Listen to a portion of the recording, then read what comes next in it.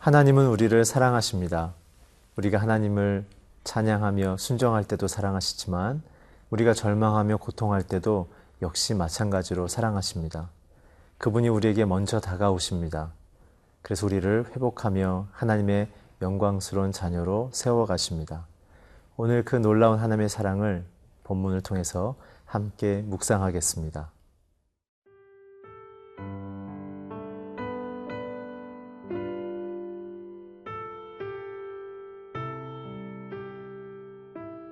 에스겔 37장 1절에서 14절 말씀입니다.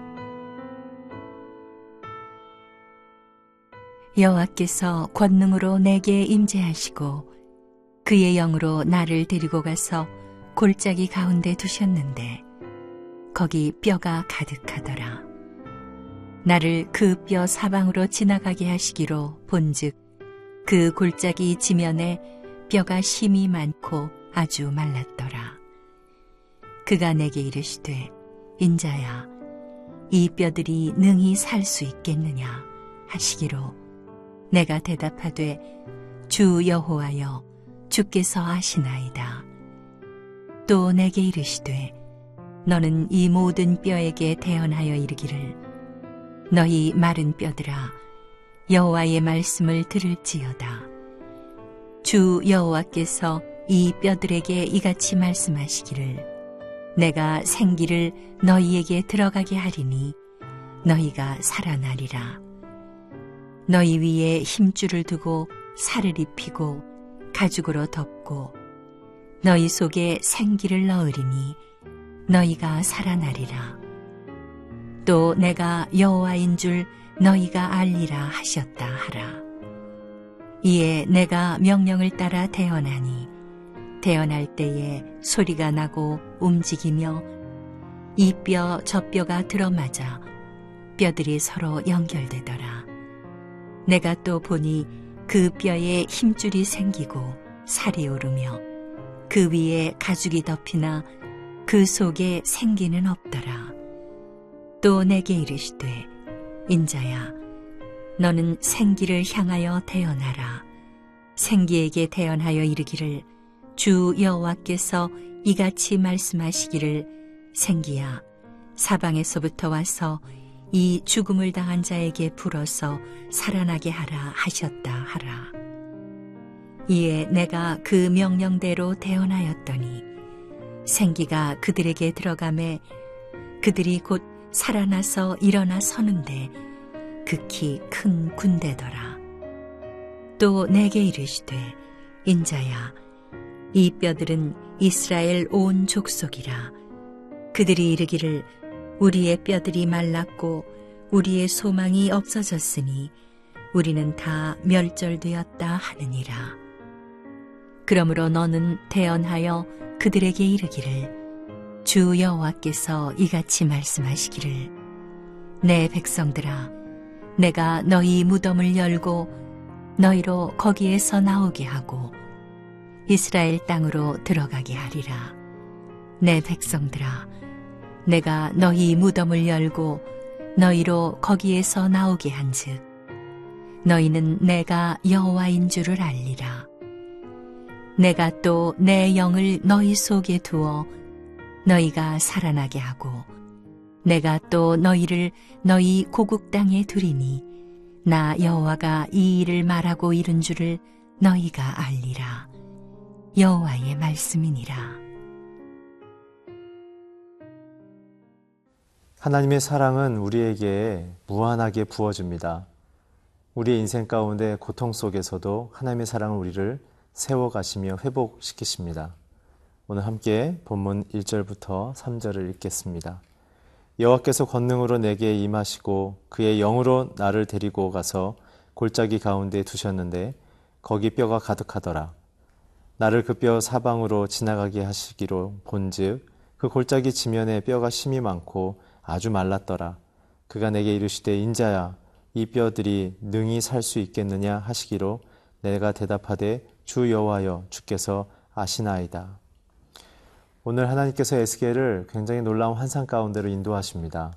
골짜기 가운데 사람들의 뼈가 가득한 곳을 지나시면서 이 뼈들을 통해 내가 이들에게 생명을 주면 살아날 것을 믿느냐는 질문을 던지십니다.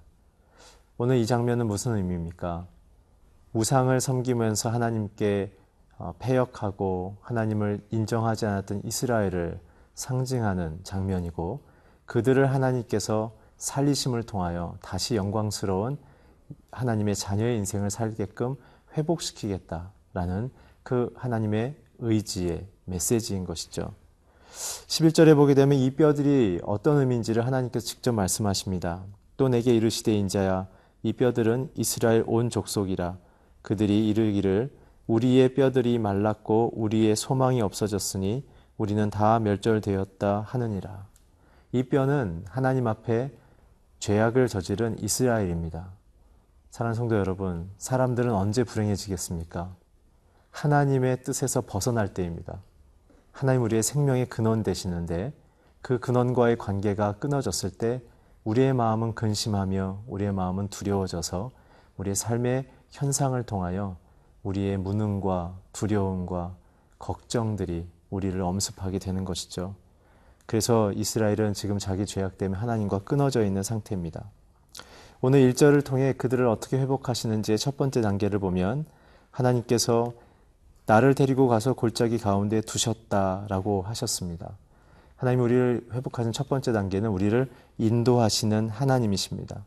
시편 23편에 보면 다윗이 하나님을 경험한 그 아름다운 인생을 하나님은 나를 인도하시는 분입니다 라는 고백으로 시작하죠. 진정한 고통과 눈물 속에서 우리는 헤어나올 수 있는 첫 번째 방식은 나의 창조주시고 나의 구원자 되시는 그 하나님의 손을 붙들고 나아가는 것입니다. 두 번째는 자신의 인생의 현실을 판단하는 것이죠. 이스라엘, 마른 뼈와 같은 내 자신. 하나님 없으면 우리는 다 말라서 생명의 기운이 없어지게 되는 것입니다. 그랬을 때 하나님 말씀하십니다. 이 뼈들이 살아날 것을 믿겠느냐?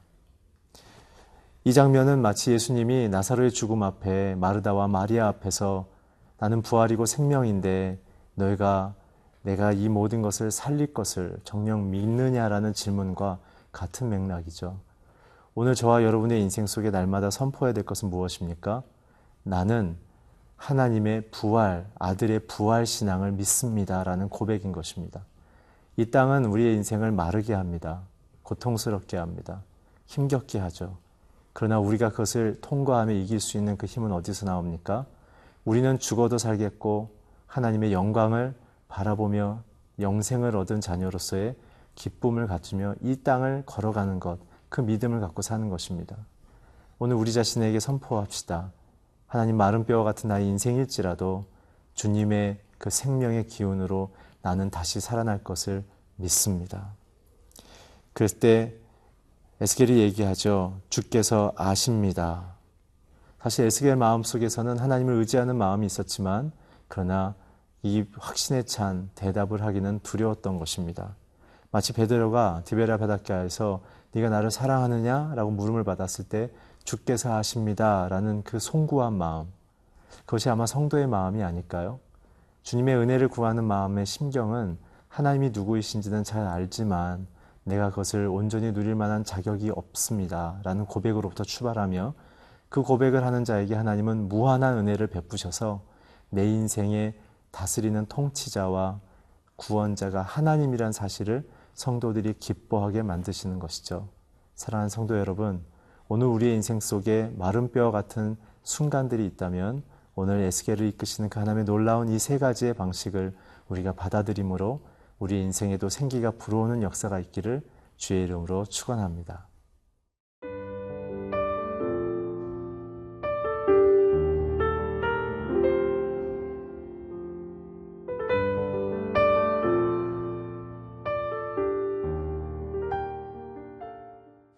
이스라엘의 우상에 대한 징계와 또한 이스라엘을 괴롭히고 있던 에돔을 포함한 강국들에 대한 심판을 통과하고 있는 에스겔의 입장에서는 생기에 대한 하나님의 메시지가 반갑지만 그러나 그것에 대한 기대감을 갖기에는 현실이 매우 어려운 상황을 그는 알고 있었습니다.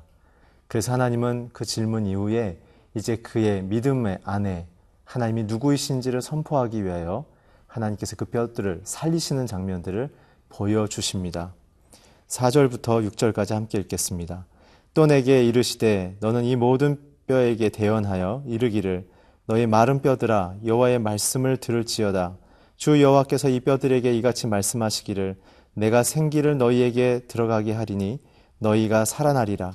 너희 위에 힘줄을 두고 살을 입히고 가죽으로 덮고 너희 소에 생기를 넣으리니 너희가 살아나리라. 또 내가 여호와인 줄 너희가 알리라 하셨다 하라.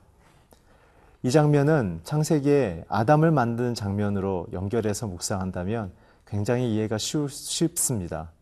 하나님께서 아담을 만드실 때 흙으로 그의 몸의 형상을 만드신 후에 그 코에 생기, 성령을 넣어주셨습니다. 그랬을 때 하나님은 사람을 생명, living spirit, 살아있는 영이다 라고 말씀하셨습니다. 그렇습니다. 사람의 본질은 하나님의 성령을 받고 하나님과 하나의 공동체를 이루는 축복받은 그러한 피조물로 시작했습니다. 그러나 오늘 이스라엘이 특별히 남유다가 대표하는 현상은 무엇입니까? 그러한 창조주를 잊고 자신이 하나님인 것처럼 스스로 결정하며 하나님의 뜻을 귀히 여기지 않는 그 마음이 커져서 이제는 하나님보다 우상을 섬기며 자기 마음의 탐욕을 쫓고 있는 남유다를 향해 이제 죄에 대한 죽음을 선포하고 다시 살아나는 하나님의 생명의 영적인 사건을 허락하시겠다는 복음을 선포하고 있습니다. 사랑하는 성도 여러분, 저와 여러분의 인생 속에 있는 마른 뼈와 같은 삶의 영역과 저와 여러분의 상태 속에 첫 번째 구해야 될 것은 하나님의 성령의 임재와 통치입니다. 성도들은 이 땅을 살아갈 때 하나님의 성령의 도우심을 통하여 하나님을 알고 닮아가고 그분이 원하시는 것을 행할 수 있는 능력을 얻게 됩니다. 그렇기 때문에 성령을 받은 자들만이 하나님의 영광 가운데 살아갈 수 있습니다. 오늘 저와 여러분의 마음속에 하나님의 성령이 들어와야 사명과 능력을 얻게 됩니다. 오늘 그 놀라운 인생을 살고 싶지 않으십니까? 두 번째, 성령에 이어서 한 가지 더 우리가 하나님 앞에 간구하며 구해야 할 것이 있습니다. 우리 7절부터 8절까지 읽겠습니다. 이에 내가 명령을 따라 대언하니 대언할 때 소리가 나고 움직이며 이 뼈 저 뼈가 들어맞아 뼈들이 서로 연결되더라. 내가 또 보니 그 뼈에 힘줄이 생기고 살이 오르며 그 위에 가죽이 덮이나 그 속에 생기는 없더라. 오늘 하나님의 창조의 방식은 말씀을 통해 이루어졌습니다. 창세기 1장에 보면 하나님이 말씀하시는 대로 온 우주가 창조되었죠. 오늘 저와 여러분이 간구해야 될 것, 하나님의 성령의 임재에 이어서 두 번째는 주님께서 우리에게 말씀하시도록 구해야 합니다. 하나님의 말씀이 우리에 임해야 우리의 인생의 마른 뼈처럼 갈라지고 깨어져 있는 인생들이 연결되어지며 그리스도를 머리로 하는 아름다운 인생의 능력을 얻게 되는 것이죠. 오늘 우리의 인생에 스스로 주인됨을 고백하며 방황하며 갈등하고 있는 부분들이 있다면 오늘 하나님의 말씀이 그곳에 선포되기를 함께 기도합시다. 그래서 우리 안에 흩어져 있고 생명의 기운이 없이 끊어져 있는 뼈와 같은 인생의 영역들이 그리스도께로 연결되어져서 하나님의 영광 가운데 살아가는 인생으로 회복되기를 축복합니다. 함께 기도하시겠습니다. 하나님, 우리의 인생 가운데 성령과 말씀을 주셔서 에스겔에게 보여주신 환상처럼 우리가 살아나게 하여 주시옵소서.